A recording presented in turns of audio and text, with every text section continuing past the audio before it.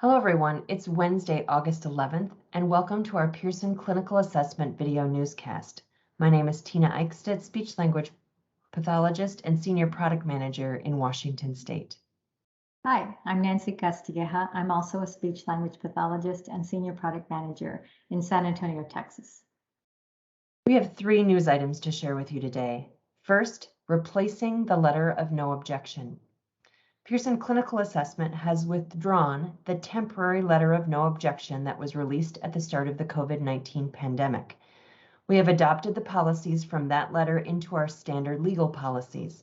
Therefore, it is no longer appropriate to use the letter of no objection in your practice.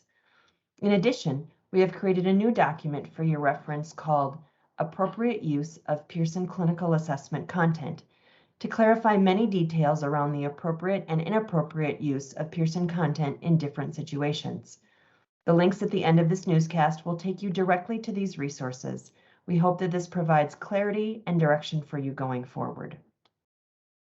Our second headline today is a new strategy for remote assessment guidance and equivalency evidence. We've moved to a new plan for sharing in-person and remote assessment equivalency research and detailed guidance documents for our products. Guidance documents for individual Pearson products have been converted into PDFs with a more consistent format. Documentation of relevant equivalence evidence from our own research and the peer-reviewed literature has been removed from the test-specific guidance documents and moved into a single comprehensive document showing the research evidence for the equivalence of different test formats for in-person and remote presentations of content.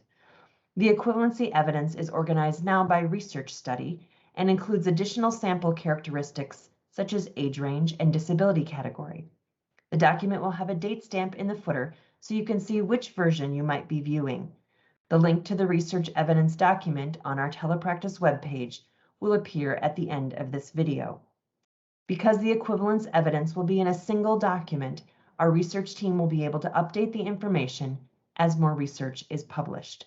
We welcome your feedback and ongoing collaboration on this important work.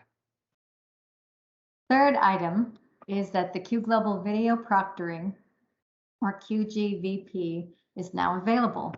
There's something new with QGlobal, and it involves live video chat with your students, clients, or patients during a remote assessment administration. With QGlobal video proctoring, you can have face-to-face conversation and administration, all within your normal QGlobal workflow. You can assign one of the 40+ assessments and proctor in person via video without juggling an additional video conferencing platform. Once the assessment is complete, you can remain online with your client to consult or review results. A video proctoring subscription allows all your QGlobal users in your QGlobal account to have access. The subscription is at the account level. All users on your account will have access to this assessment delivery option.